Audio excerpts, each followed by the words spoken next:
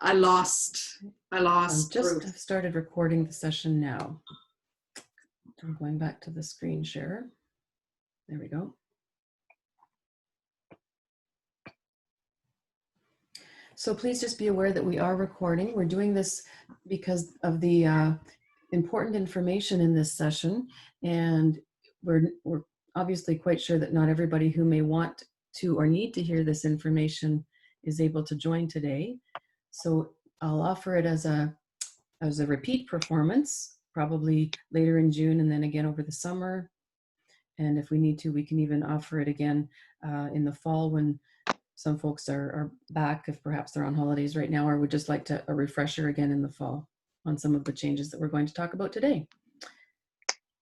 I would also like to point out, as you can see on the screen, we do have an American Sign Language interpreter with us today.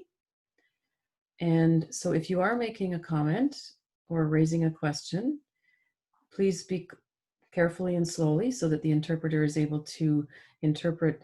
And if Carrie needs any clarification as the interpreter, she can always jump in and ask us as well. You can certainly raise items in the chat box if you'd like to. You can also raise your hand if you would like to make a comment or you'd have a question, and you can do that by clicking on the participants box, and at the bottom of it you'll see the raised hand icon if you wish to raise your hand. I will do my very best to keep an eye on the chat at the same time, and between myself and our co-facilitators today, we'll hopefully get everyone's questions and comments addressed. So with that, I would like to introduce two people. I would like to introduce Michael Herzog, who is our key presenter today. Michael is a partner in the Essential Skills Group firm out of Calgary, Alberta. Michael's a very long time colleague and partner with the CSC. I think that Michael, you and I first met in 2003 in Prince Edward Island at a federal essential skills conference. So Michael has done much essential skills work, both originally through Bow Valley College in Alberta and other organizations, and later setting up his own company, Essential Skills Group. So the CSC is very pleased to be continuing to partner with Michael and the Essential Skills Group in our work with our assessment tools and other things related to essential skills. So welcome, Michael. And also I would like to just note that our very close and longtime colleague, Sandra Hennessy, is also on the line today. Many of you have known Sandy for many years as well. And Sandy is our essential skills lead for the CSC and the manager of our essential skills assessment tools. So both Sandy and Michael are on the line today. And I'm going to turn things over to Michael in a few minutes. But first of all, we'll just take a quick run through the agenda. We'll talk a little bit about the history of ESEE, some of the essential skills renewal and updating that the federal government is undertaking, and then what the CSC is doing in response to that around our essential skills assessment tools. And then we'll have some questions at the end. If you would like to ask a question during the meeting, you can. We may defer it for a few minutes, but we'll definitely try to keep track of them. So really, the reason we're here today is to help us all get a better understanding of the proposed changes that the federal government is making to the now couple of decades old essential skills framework that was originally created in the late 80s and early 90s, I believe. And most of you would remember the original 9 essential skills that the federal government identified.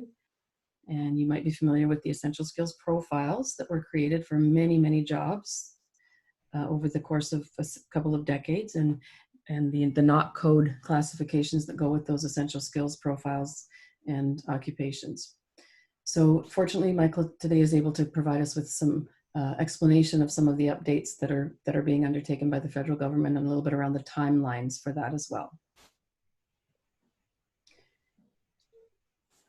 So if you're on the call today, chances are pretty good that you are familiar in some form with the essential skills for employment and education assessment tool that the CSC originally developed in cooperation with Michael's group, the Essential Skills group, back in 2010-11. And the original purpose was really around using it for ACE Distance, for our online ACE program, as a virtual assessment tool. And we continue to use it in ACE Distance today. And of course, many of you in your colleges also use it for assessment. And there are some outside organizations that are registered with us that use it as well. Some are LBS organizations. We have a couple of employers, some other professional groups that have signed on to use it as well. We've made lots of enhancements over the years and improvements, and we've had a couple of provincial government pilot projects that have been funded over the years that have also resulted in some improvements. But to date, we have bordering on now 300,000 assessments, 278,000 completed over the course of this last number of years by almost 65,000 test takers. And so that doesn't include the ESOT tool, the Essential Skills for Ontario Tradespeople. Some of you are familiar with that one as well, but this is just specific to ESEE. So many tests and assessments have been completed so far. And today we'll be talking about some of the further additions and enhancements that we're going to be looking at in the very near future. So with that, Michael, I invite you to unmute and take over from here for a little bit. Oh, thanks, Barb, and thanks for your kind words. It's been great working with you folks as well. Michael, your volume's really low. Okay. Let's see if I can update this. So is it low for everybody? Let's see here, 1 second. Oh, some people have indicated they can hear okay. Okay. Oh, it's good. Okay, I think you're fine now. Please continue. Okay, thank you. Thanks, Barb, for those kind words. I was going to mention that I've really enjoyed working with both you and Sandy and others on your team over the past 10 years. I mean, I think back to 2010, when we first started looking at this. I mean, how the world has changed since then in terms of internet access, and now even with COVID-19, how that's going to change things immensely. So I think now is a perfect time to look at where we are going and where we have been.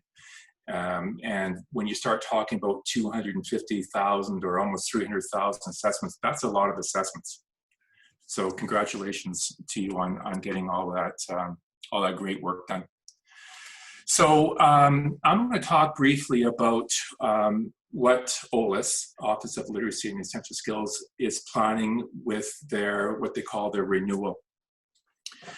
As Barb mentioned, I mean, the whole ES framework goes back to the 1990s. That's how old it is. It's 30 years old when it was first conceived. Back in 1998-ish is when they first started working on the essential skill profiles. And I think in that round, they focused mostly on the C and D band occupations. And so those are the kind of occupations that generally don't require a lot of post-secondary.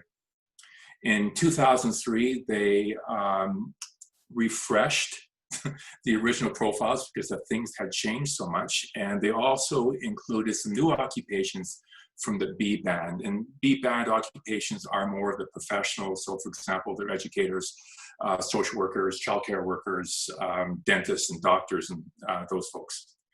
And 10 years later, in 2013, they did their last round of updates, and that was just for 75 profiles. And again, that's that's 7 years ago.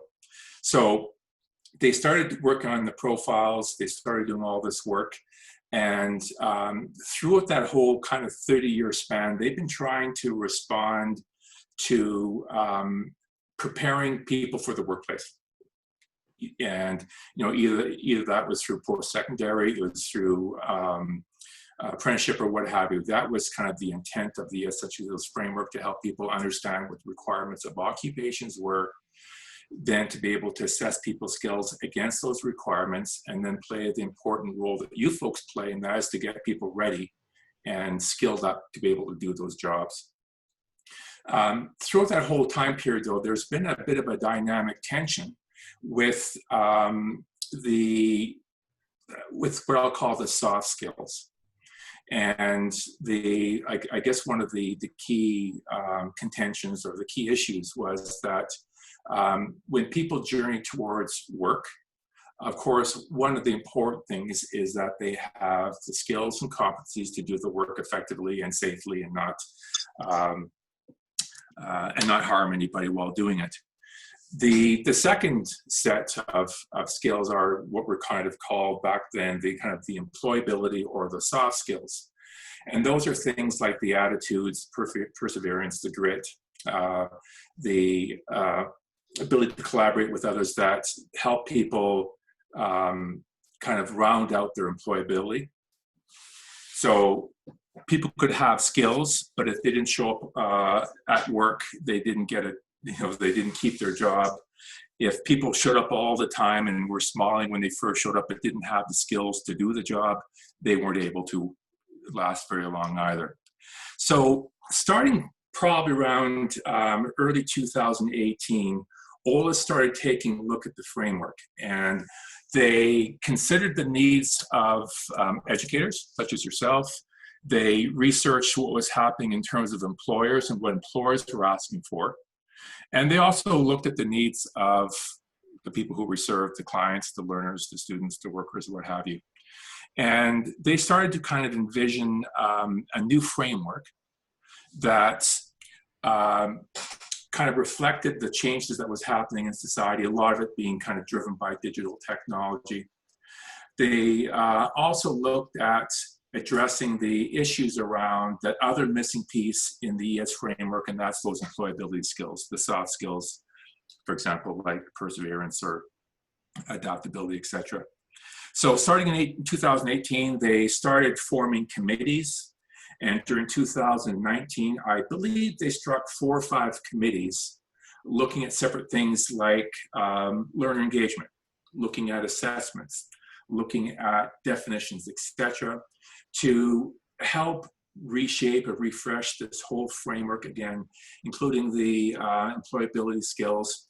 And they actually had quite a good plan, of course, until COVID-19 hit. So they had plans, they had struck all these committees, they were doing all this work. And the final bit of the work was the consultations piece, where I believe there was a meeting set up in early March to basically roll out the consultation plan to kind of finalize the skills. And of course, that's not happening and likely won't happen for a while. So OLIS did all this work, basically put their finger on the trigger. COVID-19 came around and they cannot press the trigger. So what we're talking about today and what I'll be presenting is what's loaded in the chamber, but has not been shot out yet. Barb, if you wouldn't mind going back 1 slide, please.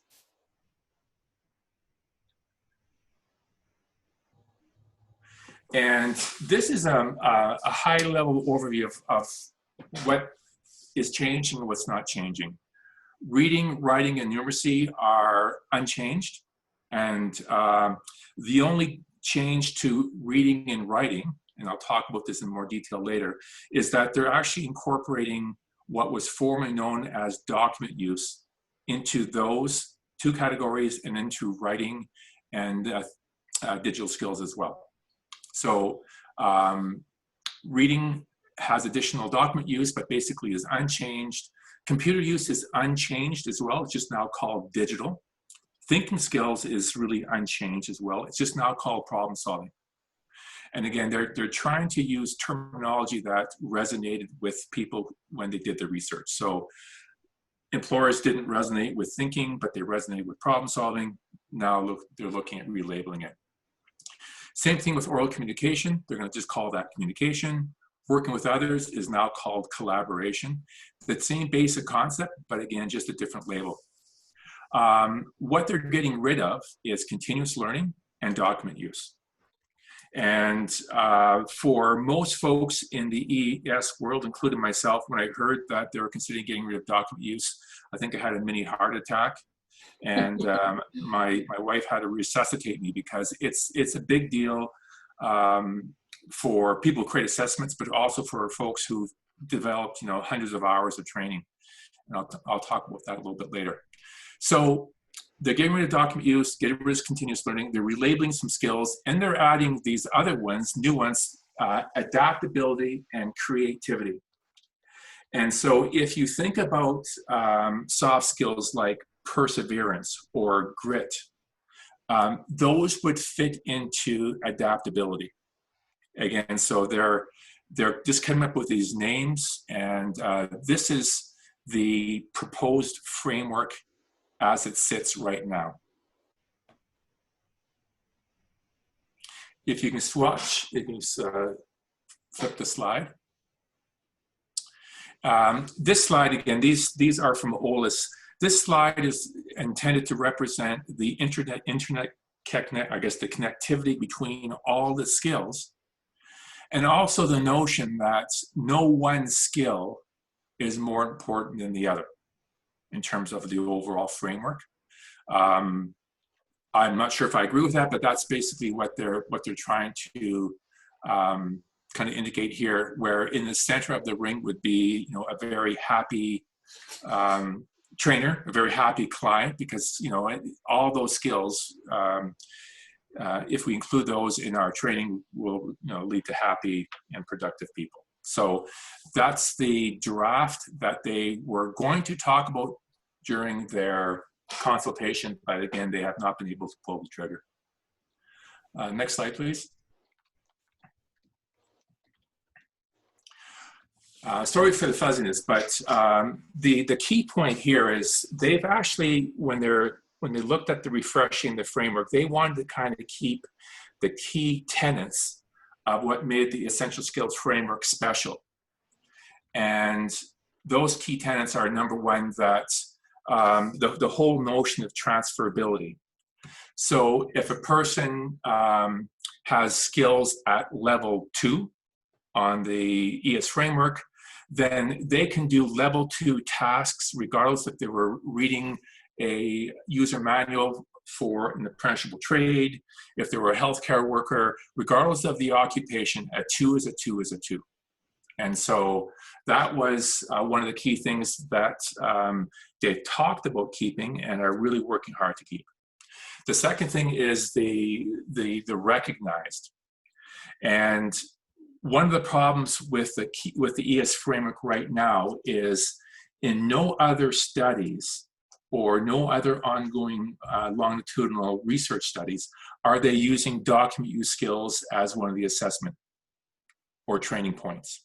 So because this was a goal being recognized, they had to get rid of document use, if only for that one reason.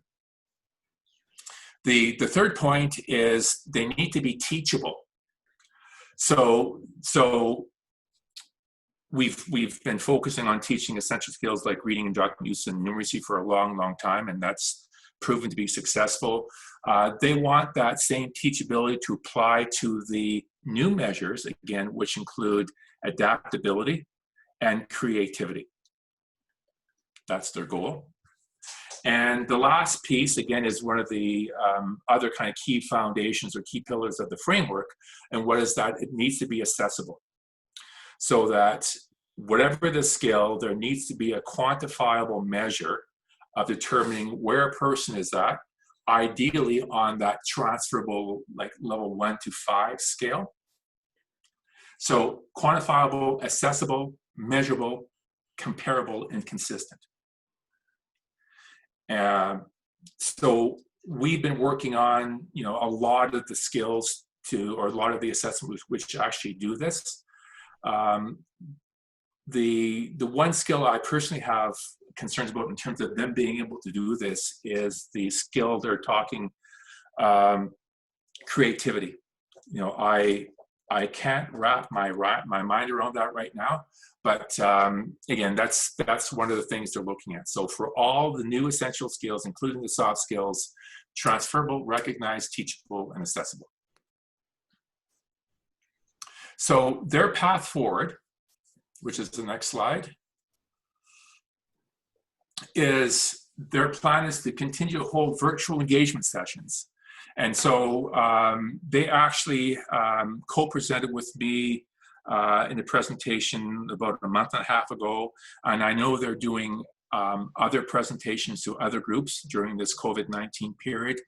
I think, though, that by and large, the consultations have ceased. So they're doing presentations, but they're not collecting feedback. The second thing they're working on is they're trying to develop a plan to launch the now called Skills for Success in the near future. So the Skills for Success is what they're thinking of naming the framework that we used to be called Essential Skills. That remains to be seen, but that's what they're now looking at calling that skill set. The last point here, I think, is very, very important, and that is what they're thinking, and what I think, and I think what most people think, is that, you know, even once they launch the new framework, it's going to take a long time for organizations to adapt. I know that for some of the skills, it could take a year or 2 years to create assessments for skills like creativity. And if, you know, if that's one of the key things where they need things to be, you know, measurable, well, they're going to need assessments before they launch.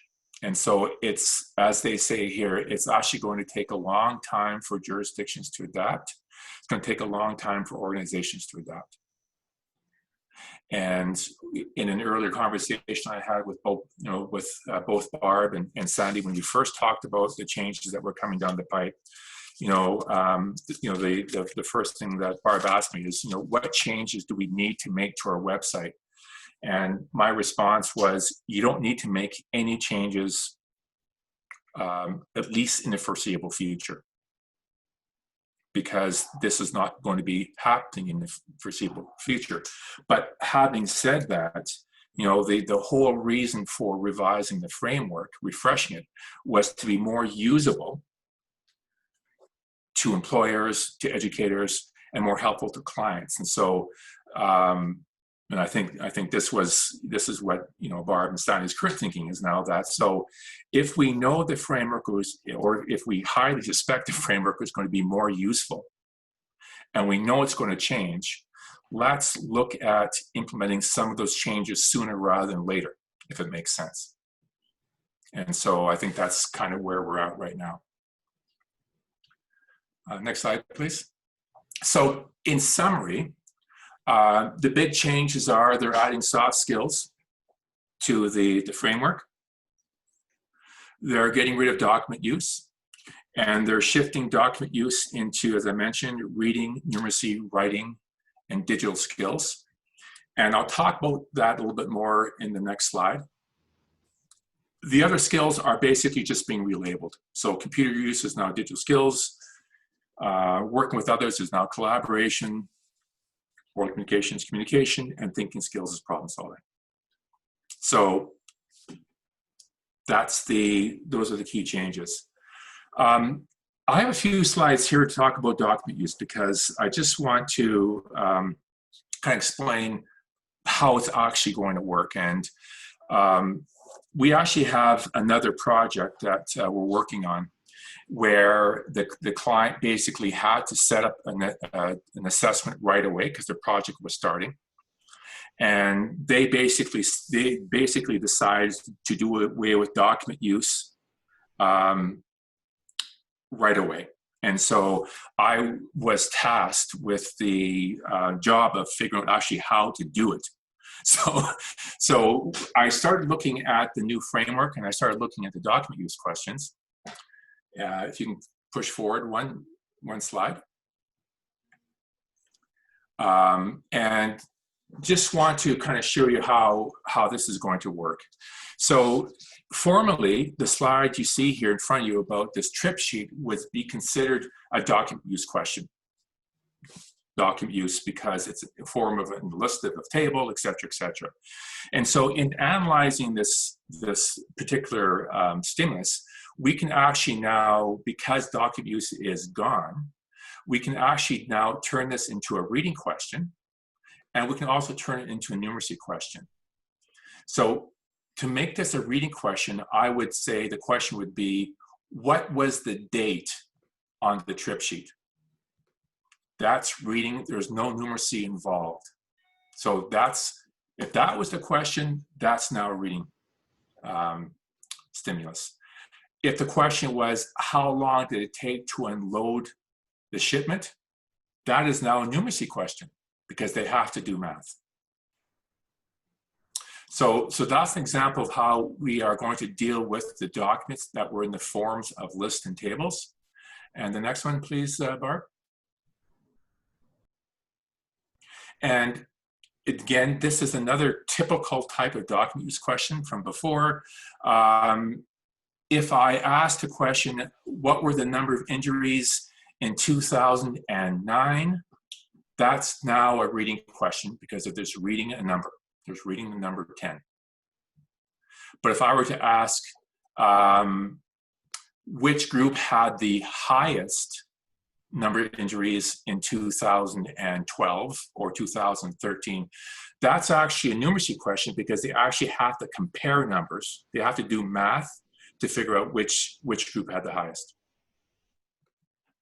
So these are just kind of very simple examples of two types of document use questions and how in the new framework, they will be either reading or numeracy questions.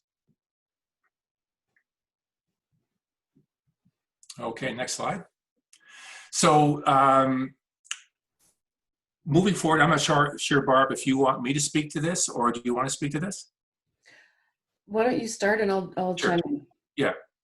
Yeah, so alluding back to the conversation I had with Barb and Sandy, and this goes back 2 months, we talked about the option of changing or not changing and so forth. And what I heard loud and clear from Sandy and from Barb is that we should use the best available information to plan and make decisions. So rather than waiting for things to happen to ESEE, to happen to CSC, or to happen to us, let's basically take leadership and act basically right away where it makes sense. And so Barb, I'm sure if you want to build on that, but that's kind of I think how we made our decisions there. Yeah, you know, we do want to stay and always do try to stay ahead of the curve in terms of forward thinking and, you know, not waiting to the last minute to implement some of these changes that we're likely 99% sure are going to happen. So, you know, with Michael's support and help on the technology side and the hosting side, we're looking at going ahead and being proactive about making these updates to the ESEE assessment tool now. And I think number 2 is really important. It makes sense to do it now, to be ahead of the game and not be scrambling at a later date. Yeah, and I think a key thing here is, as I mentioned, you know, the pulling of the trigger and the implementation is going to take years to do. And the neat thing and the one thing about your web application is how much it's respected and how much it's used. And because of both those things, we can actually, for example, what we talk about, we can actually look at adding new assessments to your suite, such as problem solving, collect data on that, and actually help inform nationwide how problem solving is both assessed and taught in the classroom. Because they might you know, announce 6 months from now that problem solving is officially in, but it's going to be a long time before there's data. With our plan, you'll actually be able to help inform the processes that all of us will go through in making things, you know, the most effective they can. So the first steps we're looking at this plan is to update the appearance. So 2010 and 2011, the dates when we first created ESEE, in terms of web, that was like web 0.01 in terms of design. It's like 10 years later, so designs have changed radically. And we're going to use this opportunity to actually update the appearance to make it more web 2.0 compliant. So updating the appearance and making it more, again, user-friendly. The second thing is we're going to remove document use and reassign questions to reading and numeracy. So, you know, is it jumping the gun? I don't think so, and I think nobody else would likely think so. But nobody else is doing it, but our groups. So it's certainly leading edge. Absolutely. The next thing we're doing is we're going to be adding writing, digital skills, and listening skill questions. Those first three, we have a lot of validated questions that we can start using right away. And so when we do our update, it will include writing, digital skills, and listening skills. And these will be available to your test takers, to your learners. It is still menu driven. So just because we added these new assessments, it does not mean your clients need to take them. They're just options. It's always good to have options. And so if you want to just focus on numeracy, you can still do that. But if you want to test their digital skills or listening skills or writing skills, you can do that as well. We're also going to be adding problem solving. And this is a very, very interesting area. It's an area, it's a skill set employers have been calling for years and years and years. We have field tested probably 90 questions, 90 problem solving questions over the last couple of years, and have good data on them. And what we're going to need, though, is we're going to need actually a few more questions before we have a full test bank. So what we're looking at doing is actually adding problem solving to the assessment. Again, this is both English and French. And calling it kind of beta at first. And so my thinking is that after 2 or 3 months of having people do problem solving assessments, we'll actually be able to validate those questions, and we'll have the first problem solving assessment in Canada that's on the ES framework. And that's quite an achievement. Yes, it's huge. And again, we have test items that we can use, but we just need to test them a bit further before we can say they're validated. Okay, the next big change, and this is huge, and this is the new version of ESEE will be 100% mobile compliant. So clients can take assessments using their cell phone starting then. Yeah, that's another huge, huge change. Yes, and you know, like there's in every storm, in every, you know, there's something that good comes out of it. One of the reasons we're actually able to go to mobile now is because document use doesn't play such a strong role. So before, if you've ever taken an ESEE assessment, there were lots of images of schematics, for example, that would never have rendered properly on a cell phone. So because of the change, because of how we're handling document use now, we actually don't have to present those questions, which allows us to go to the mobile platform. So with this new change, all the assessments will be available on smartphones or tablets or PCs, notebooks, whatever device people want to use. Absolutely. And I see a couple of comments in the chat around the how great that actually is, because so many people don't have access to a PC or a laptop. That's in this current climate, it's even more of a win. Right, right.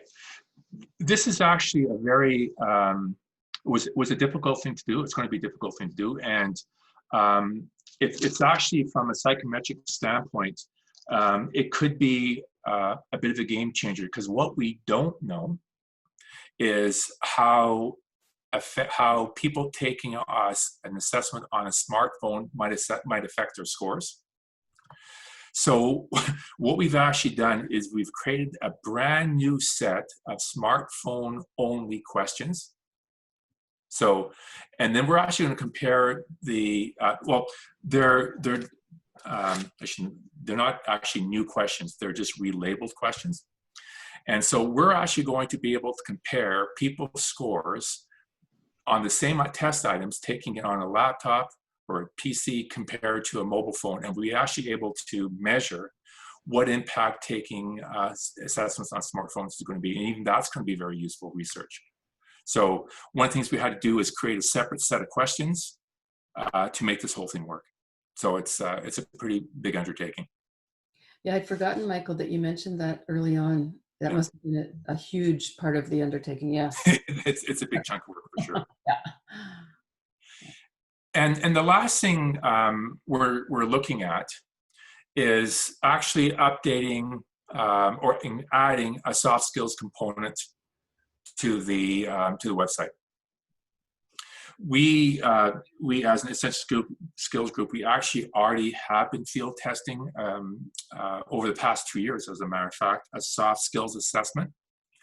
And we are now just in the process of beginning to validate what the results mean. So my current thinking is that it still might be a bit early to add a soft skills assessment, but it likely is coming soon.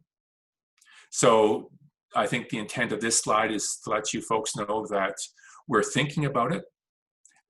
Plans are in place to add it, but we're just not going to do that quite yet until we have more data.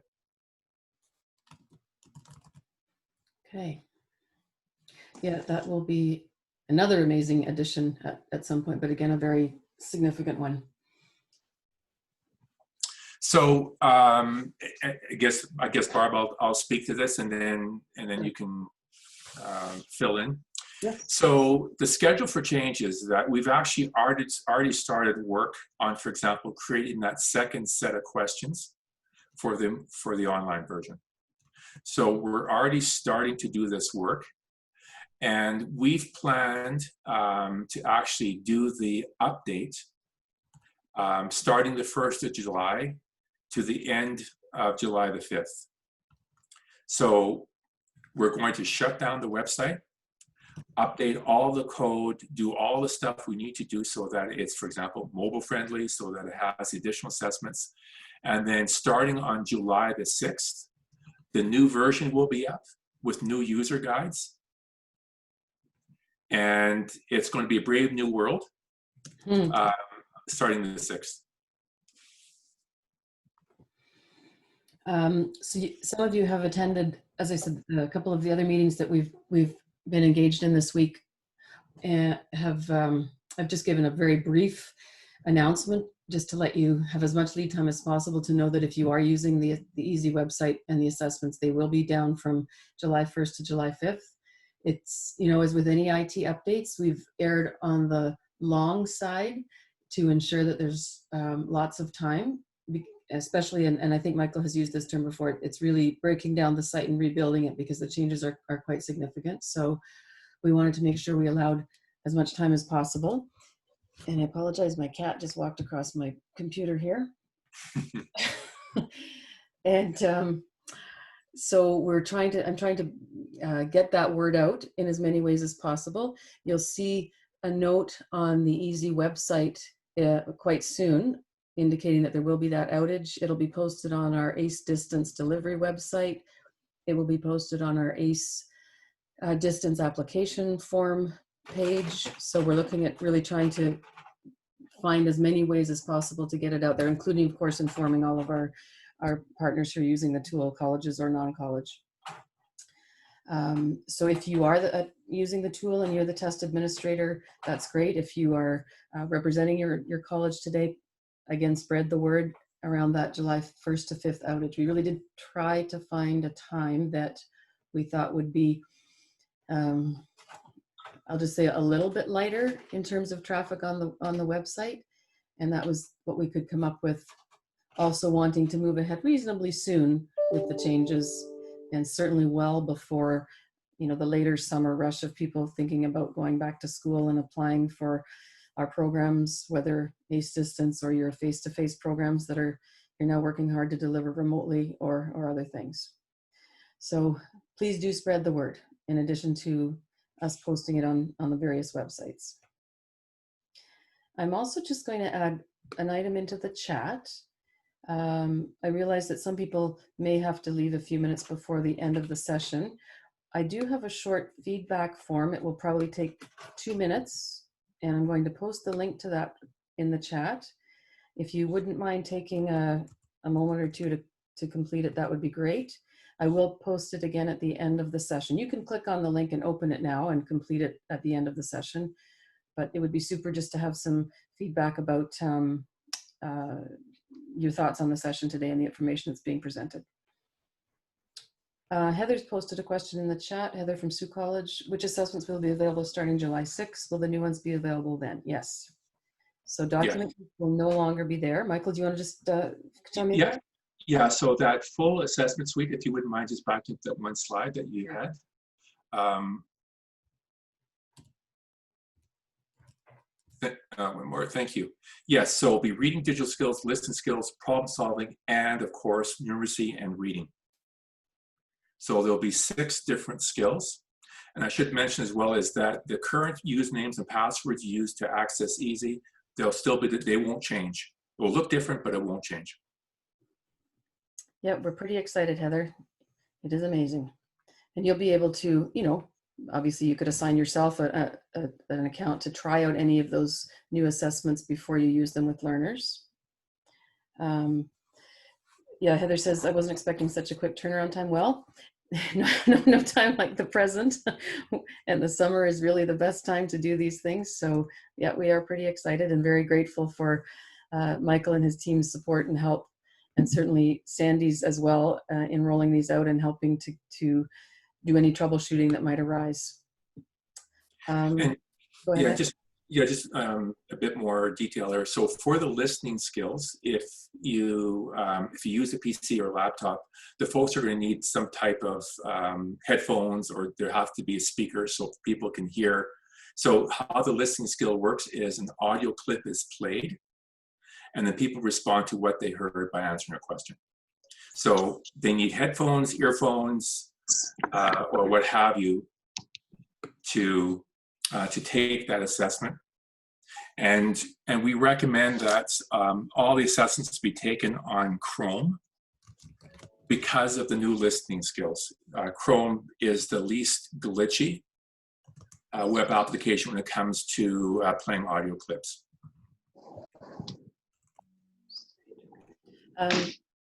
Thanks for that, Michael. I also wanted to sorry, I'm looking at the chat at the same time. I'll go back to my comment in a minute. Bruce from Mohawk is asking, can there be a text-based choice as well for deaf students? What we're looking at hoping to do is to actually put audio clips in to those listening skill, sorry, ASL clips, I shouldn't say, ASL clips into those listening skill assessment questions. So that's a part B, and one that we'll be talking with you a little bit more about. So very timely question.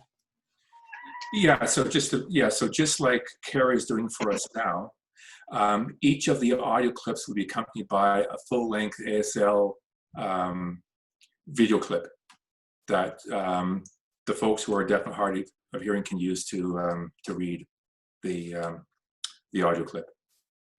So this is, again, brand new technology that only you folks would have. It's huge, as a matter of fact. It is huge. One other thing that we didn't put in the slide deck, but that we have actually just been discussing since then, is that we are planning to put in an attestation screen or function at the beginning of the assessment, just given the increased scrutiny and issues around, you know, is the test taker really the person they say they are? And well, they may click the attestation and not be the person. It's the best one can do with an online assessment is actually inserting an attestation. That has become especially important in the COVID-19 era, where people, many more people are doing online assessments and would like to have some assurance that, or just encouraging the test takers to commit to that statement that they are who they say they are in terms of test security and integrity. Sandy here, and if you currently use an attestation, we would certainly love the chance to look at it as we develop one for ESEE. So if you could share with Barb any attestation you are currently using, that would be really helpful. Yes, good point, Sandy. That would be great. Please do send me any attestation statements that you are using if you would care to share them. Sandy, I do have one or two from a couple of colleges in terms of, ones they have recently created since they've started to do some online assessments and or testing. So I can send you those as well. There's a question. Super. What question in the chat? Will there be a guide to the changes published or circulated before July 6th? I believe, Michael, the user guide will just be available at the time the site is live. Yeah, Yes. and the reason being is we actually use a lot of screen captures, and we we can't create screen captures until there's actually a website that looks that way. And so it's one of the last things that we can do, because the website has to be working for us to be able to do that. So they'll be available on the 6th, but they won't be available before then. And I would point out that they will be available the same as the current user guides are available to you. The international information button is beside the login button. So when you sign in as the organization owner of all of your ESEE accounts, you get the organizational user guide. When you sign in as a test administrator and click on the little guy, the information button, you get the test administrator user guide. And when you sign in as a learner and click on that button, you get the user or the test taker user guide. And that will be the same with the new versions as well. Great, thanks for that, Sandy. Yeah, always important to point out where those can be found. And again, this is probably self-evident, but as Michael alluded to earlier, you can still, as the test administrator, select whichever of the individual assessments you want to set up for that student. It may just be reading, it may be reading in numeracy, maybe reading, writing in numeracy. And so that type of functionality doesn't change, but you won't see document use anymore. So that means that if you are currently using document use scores in some way in your assessment profile and your assessment strategy, that's something you'll need to rethink a little bit, knowing that those questions are now embedded in mostly either in reading or numeracy. Actually, I can build on that slightly. Sure. What we've actually done in numeracy is we've created 2 new categories. The first category we call data analysis list and tables, and the second one is data analysis graphic displays. So we're putting the list and table questions into that category, and the graphic displays, like the graph I showed you on the graphic displays data analysis section. So you'll be able to take a look at the numeracy report and those 2 specific, what are now kind of old document use questions, and actually be able to determine what their skills are. You won't get a separate score for those 2 broken down areas, but you'll get a good sense of, if they're having problems, is it on the graphic displays or is it on lists and tables? Thanks, Michael. We have 2 hands up and 1 question in the chat. So I'm going to go to Melanie at Algonquin. Melanie, go ahead. Just a question from an accessibility standpoint, or I guess a comment, an issue that I've had in the past is that I've had students who want to use, who I'm trying to accommodate for, and use screen reader in order to support their testing with guidance from our Center for Accessible Learning. But the difficulty that I have is that because the test comes up in a pop-up window, I can't allow them to use web-based reading software such as like Natural Reader. So just something, I guess, to consider, and I don't know if anyone else has found a solution around this, but yeah, I just wanted to share and see if anyone had any insight. Melanie, thanks for that. I'll actually check into that.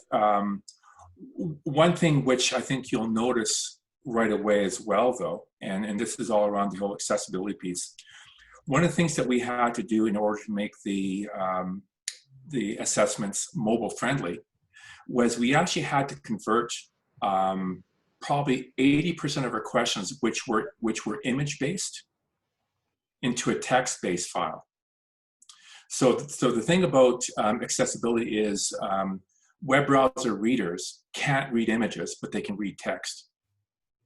So I would say that probably before this change, probably maybe 10% of the questions were accessible in terms of being able to be read by browsers. And now it's the other way around. Now it's 90-10.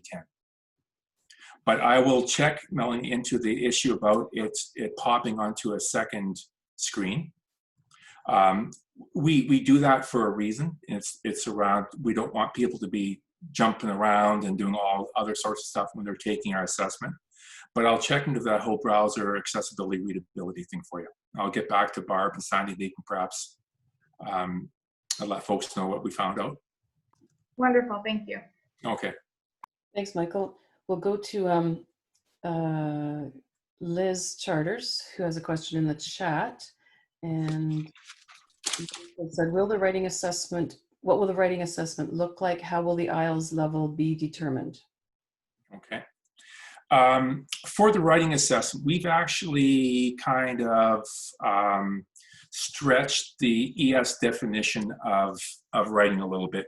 So in the ES framework, they basically talk about what makes writing complex.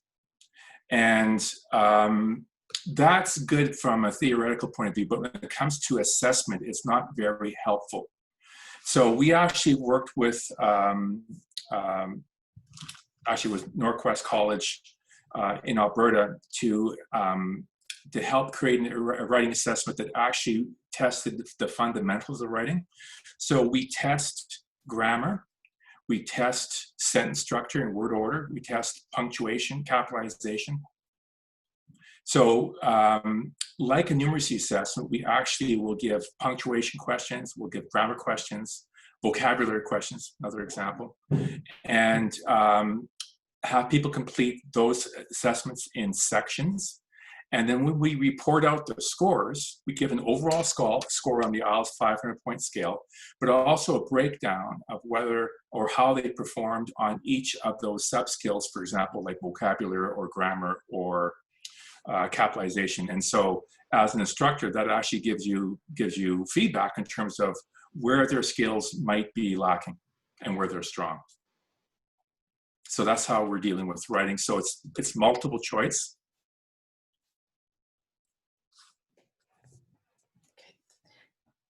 Okay, thanks. We'll see if there's any follow-up on that. I'll go to Karen Johns from Sheridan. So Karen, feel free to unmute yourself and go ahead. Hi, Barb. So one of the questions was already answered. I was actually going to ask about that writing assessment. The second one is not really related to changes, but the girls wanted me to ask because, you know, when they're setting up the tests and stuff, there's one thing that we noticed, and I'm not sure if maybe it's just the setting that we're not setting up, but you know how at one point there were two tests, right? They were going to do one test on the way in, one test on the way out. Is that still active? And the reason I ask is a lot of the girls are telling me that someone will do a reading assessment and then later on down the road, for whatever reason, we're looking it up again and it's a different score, like they did it twice.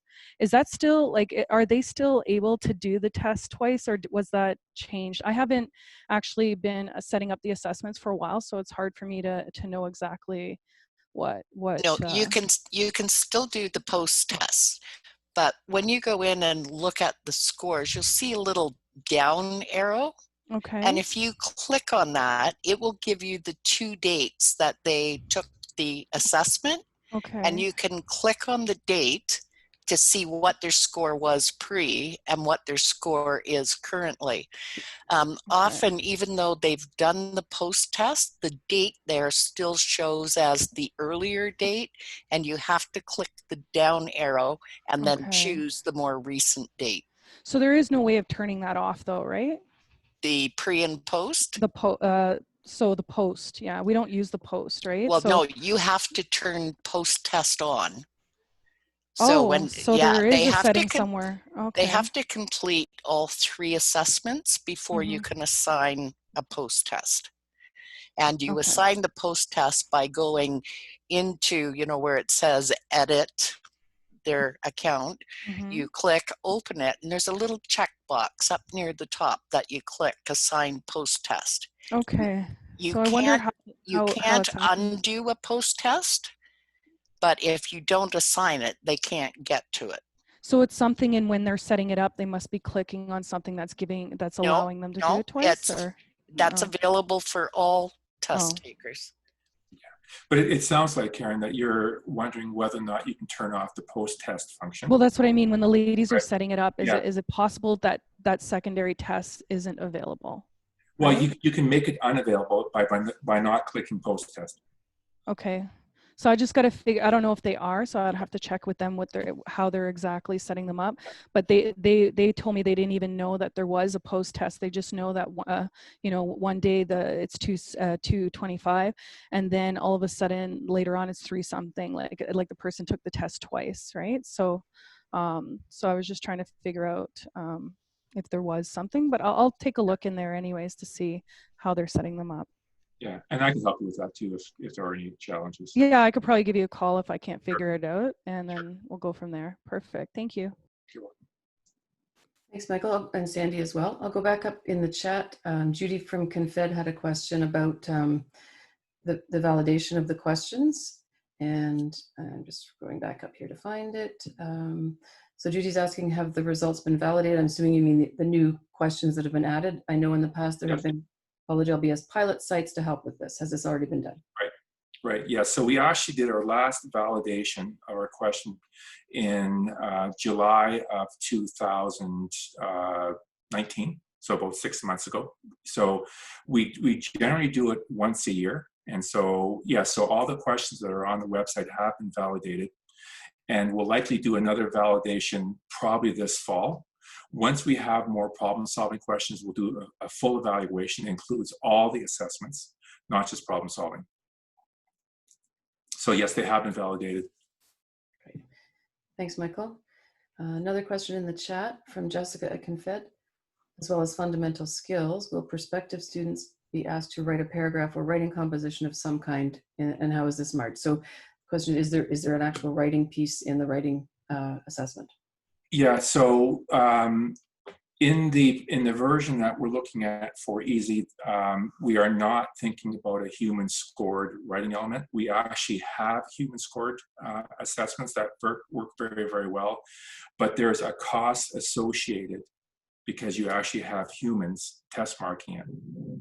And so I think when we, so anyway, so it's a budget, it's a big budgetary consideration, because the tests have to mark, each test in our other systems are marked by at least 2 people. And so right now the assessments through the system you have don't cost money or don't cost very much money, but it would be way, way, way more expensive if we had to human score the writing. And just to add to that, we have had some discussions with Michael regarding the ACE distance use of a writing assessment. We've been talking about it in ACE distance for a couple of years now, and haven't, quite landed on the timing and the ability to put it in for some of those reasons Michael has suggested. However, I do think using the version that's in there with the skill-based questions, and especially with the report function, that'll be a good start. And being optimistic, maybe down the road we can add the actual human marked writing sample in the future, because I certainly understand absolutely how useful that would be also. Georgina from Northern has a question based on what Sandy just said around the, if in the ESEE now currently students have to complete all 3 tests in order to do a post-test, will that be the same when the changes are made? Yeah, we're going to have to talk about this. I mean, what we can do is we can hard code it so that at least, again, it's up to you folks, but that's, well, I guess you'll have to decide. I mean, we could hard code it so that at least numeracy, for example, and reading need to be done, and the other ones are optional for pre and post testing. I think it depends on what the purpose of the pre and post test are, and you know, are they research based? How's the information going to be used? But we can do that on our end in terms of making some mandatory and other ones not mandatory. Okay, and that's something, yeah, we can chat a little bit more about that as well. So I don't see any raised hands at this point. And if I have missed any questions in the chat, feel free to either raise your hands or just send me a quick note in the chat to say I posted a question further up, and I'll go back to it. So just take a minute, scroll back up here. All right. Okay, I'm not hearing anyone say that I missed their question. So last call before we wrap up. We're just a little after 5, and I appreciate all of you taking the time today to be here. Especially appreciate Michael dialing in from Calgary to talk with us today and provide a lot of important information and updates for us, and Sandy for being here as well to provide some as always, excellent feedback and support. And I know many of you correspond with Sandy pretty regularly, so we all give a shout out to her, especially in this last few months when we've had more and more easy use, and Sandy's been even busier than ever. And if you have thoughts or questions that occur to you after this, I would really welcome an email that either we could back and forth discuss, or it may be that we already have an answer to it. So do feel free to get in touch with me around the changes and what we're looking at moving forward on. Absolutely. I'm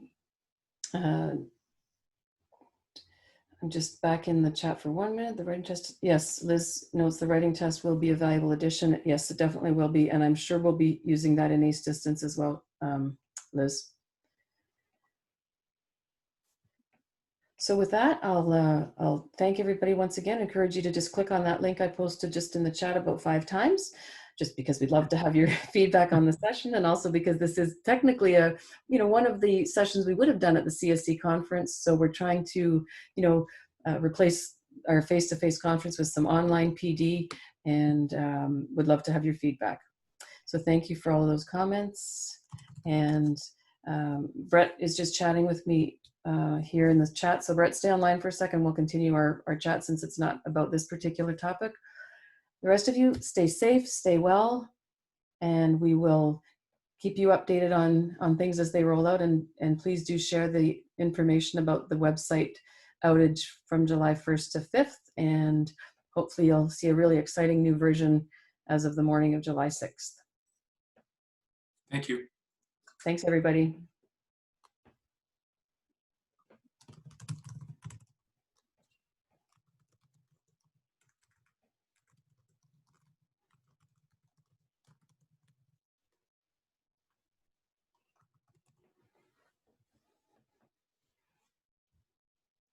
Thanks, Carrie, for interpreting today. Bye.